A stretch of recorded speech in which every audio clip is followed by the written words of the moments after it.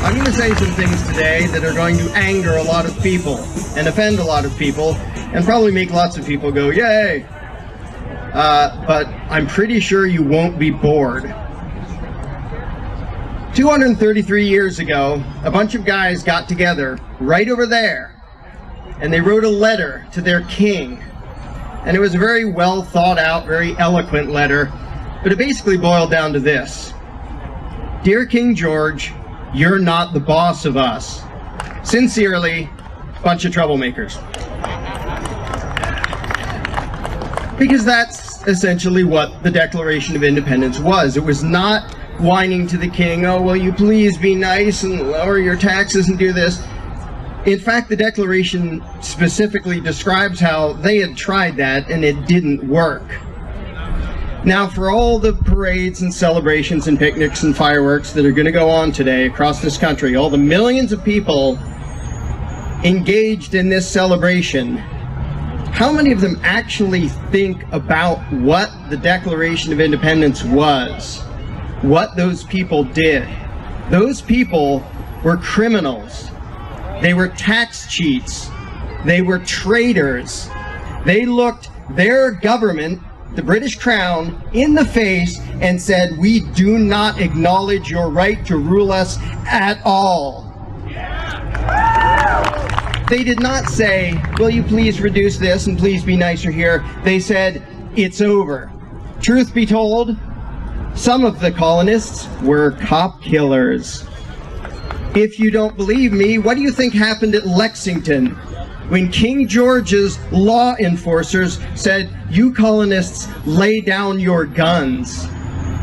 They said, no, you're not the boss of us. And so we had the shot heard around the world, which is widely regarded as the beginning of the American Revolution. How many people celebrating across this country today actually support that kind of radical, extremist action and attitude that you can go to your own government and say, we're not going to obey you anymore. We do not acknowledge your right to rule us at all ever again. Personally, I doubt it's very many Americans. We have lots of sort of residual freedoms left over from what a bunch of radicals did a long time ago, and it's sort of fun to be this close to where some very significant steps in that happened. But the bad news is the spirit that allowed this country is basically dead in the vast majority of Americans. The vast majority of Americans are absolutely incapable of thinking, much less speaking, the concept, you're not the boss of me. Now, when we look back, it's easy for us to cheer, hooray for the rebels, and we know how it turned out. We know they won. We know the revolution was successful, and King George got his butt kicked. So we can say, yay, yay, hooray. But make no mistake, when you cheer for the people who had the American Revolution, you are cheering for traitors and criminals. They broke the law. Freedom is always illegal. Let this one thing sink in. If you don't hear anything else, freedom is always illegal because the people who want power over you will always say, keeping what you earn is against the law. Being armed is against the law. Determining your own future is against the law.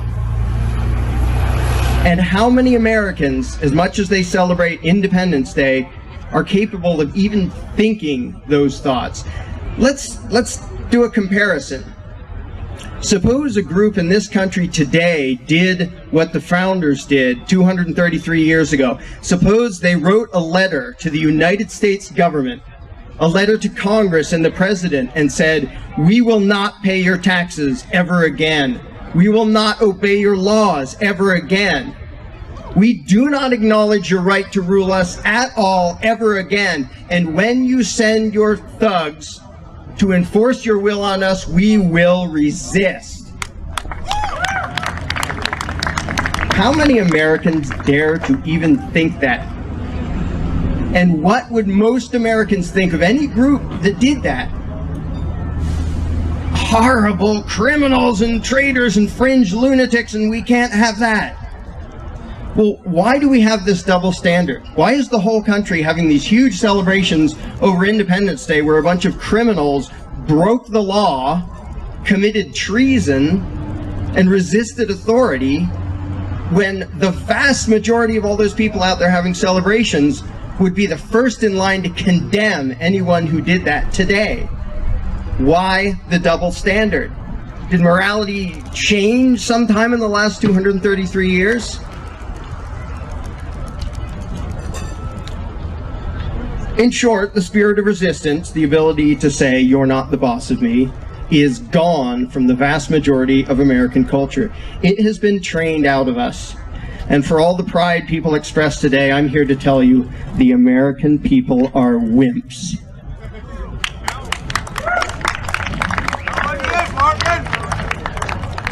And why is that? It's not just bad luck. It's not a coincidence. For years and years and years, the churches, the schools, the media, the government, society in general has taught us one rule above all else. Obedience to authority is the highest virtue, and disobedience is the worst sin. That is the message that comes through everything else. And you can see it. Here's where I'm going to offend a lot of people. You can see it in the freedom movement. Because the vast majority of the freedom movement consists of people saying, let's vote for these people, let's push for this legislation, let's lobby for this and that and the other thing. And they couch their demands in, of course, we will only do things within the system. We would never advocate anything illegal. Well, I hate to spoil your party, but the Declaration of Independence was not about doing something within the system. It was about saying, we're free whether authority says so or not, and we will resist.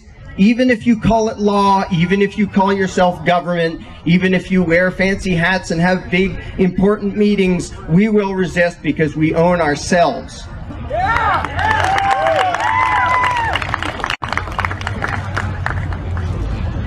So how many people advocate that now?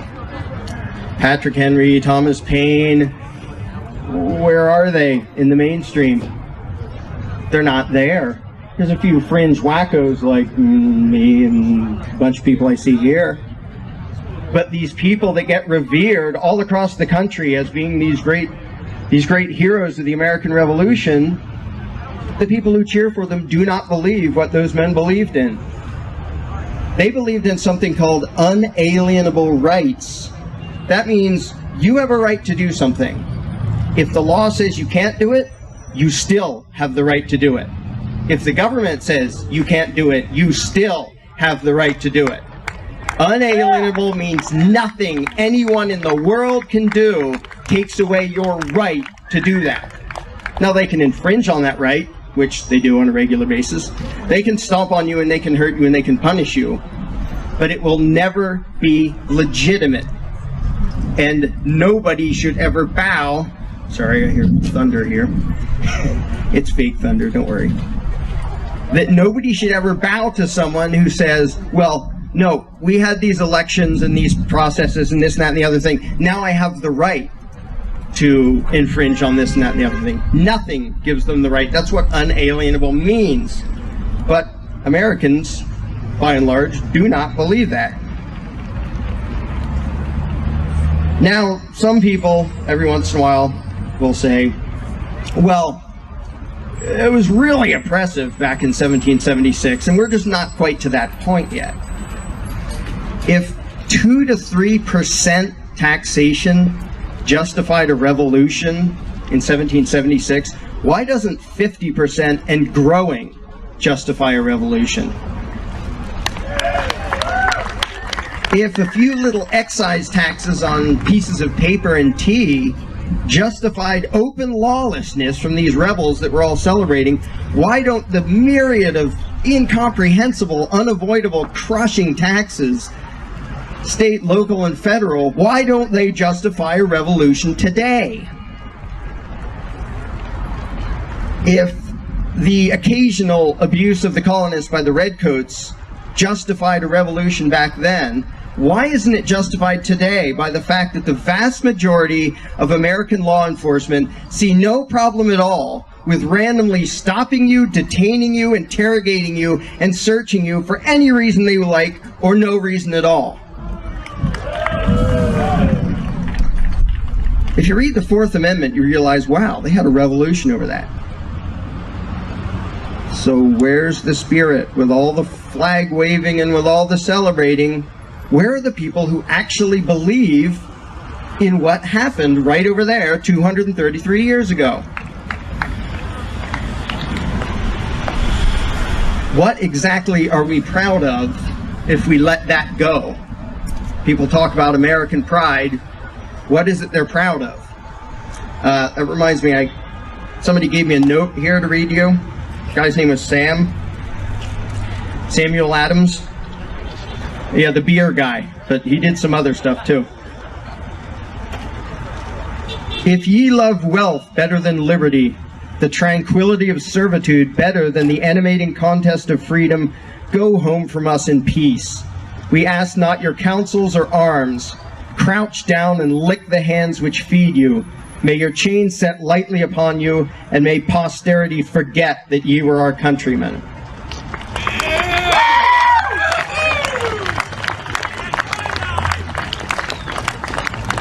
So what happened?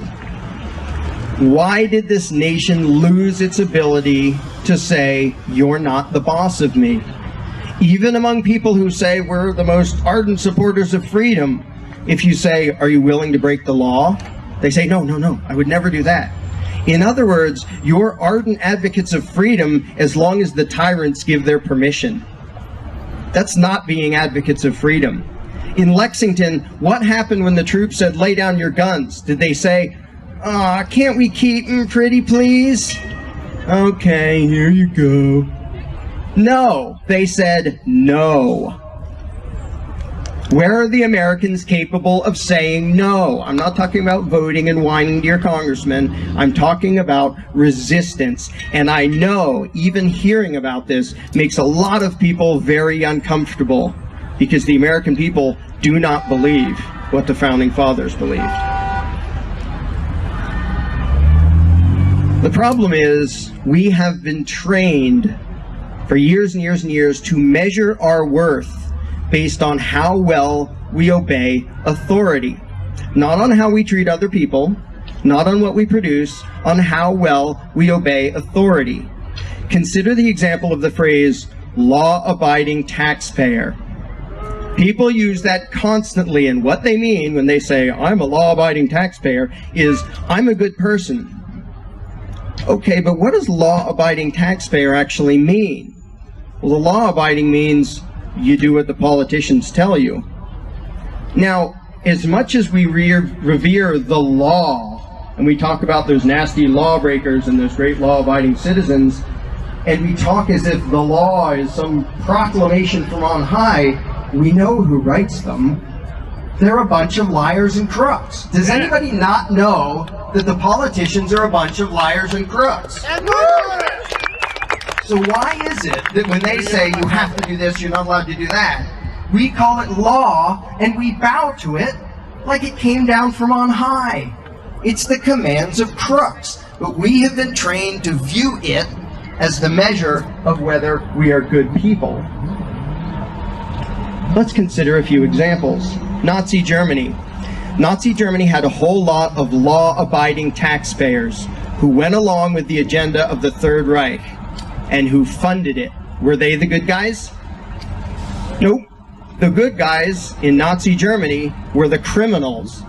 The people who said, what you're doing is illegal. I will disobey your laws and I will not pay your taxes. Same thing under Stalin. Mao, Pol Pot, Castro, you can go right down the list. It's a really long list. The good people were not the people who were law-abiding taxpayers. The good people were the people who said, I am not going to help those people wearing the label of government to oppress and injure and murder my fellow man. If they call that law, I am proud to be a criminal.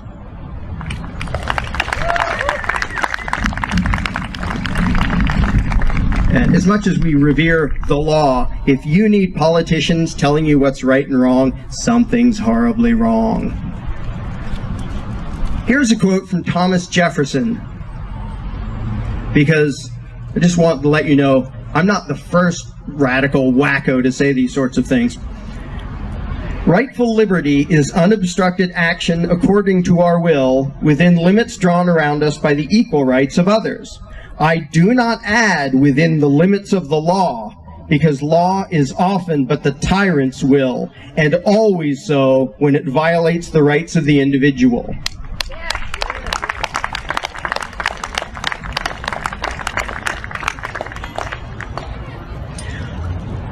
So what about right here? We can look at lots of other times, lots of other places and say, hooray for the people who broke the law.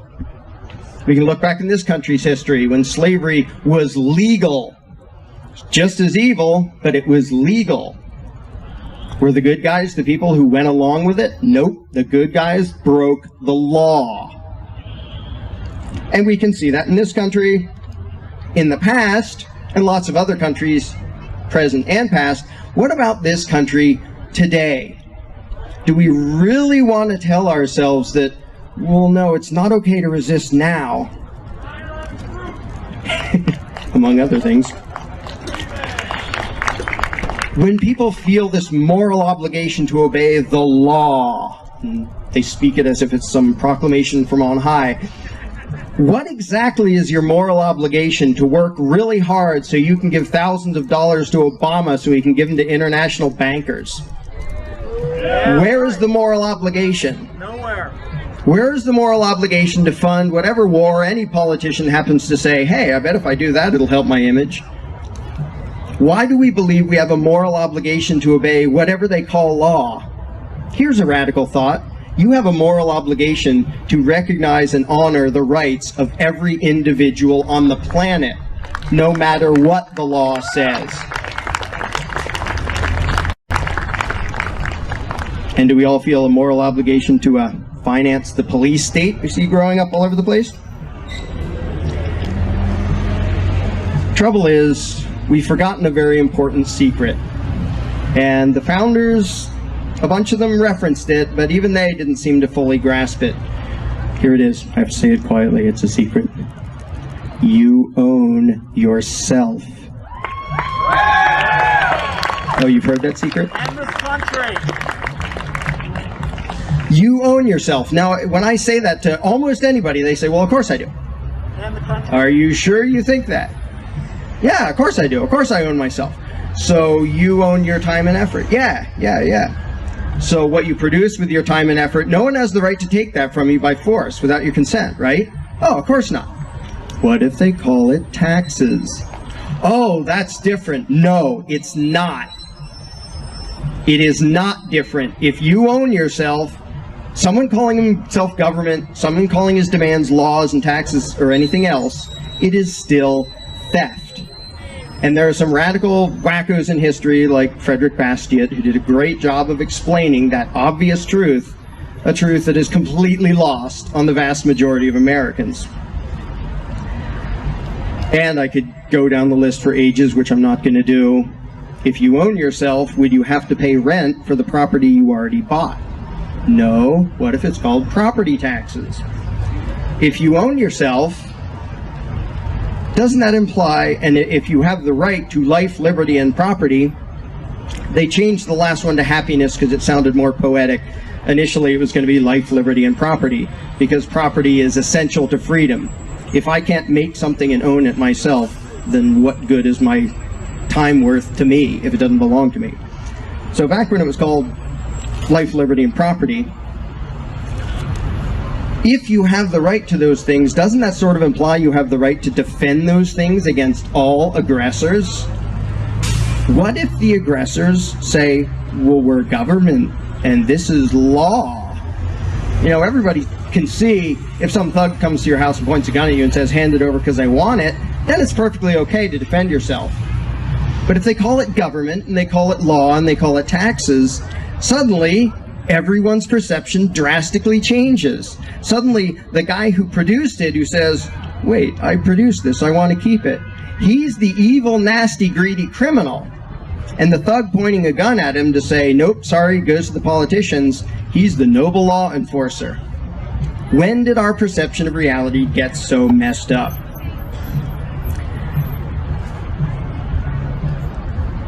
Now, I'm going to finish it up here. Hope I riled up enough people already. The concept of freedom and being able to defend your liberty sort of implies you have the right to have the ability to defend your liberty.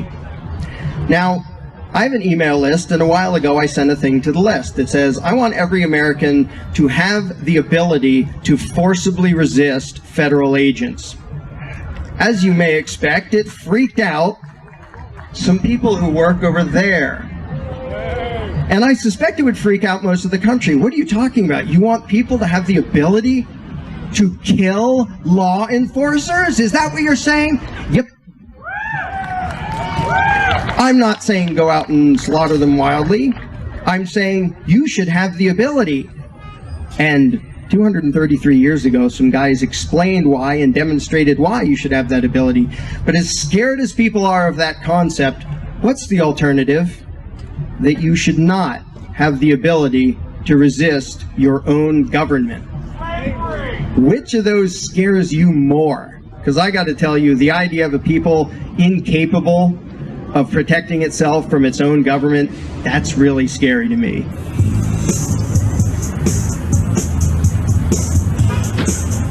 You have one obligation as human beings, and it goes directly against almost everything you've been taught in school and in society and in the media and everywhere else. Your obligation is to judge right and wrong for yourselves and to act accordingly. And if somebody says, no, no, no, I'm the boss, I'm in charge, I'm authority, I lay down the law, you do this, you have the right to say, no, I'm not going to do the wrong thing just because the law tells me to. And when they huff and puff and say, you're nasty criminals and scofflaws and malcontents and horrible people that you would dare to disobey authority, you tell them, you're not the boss of me. Thank you.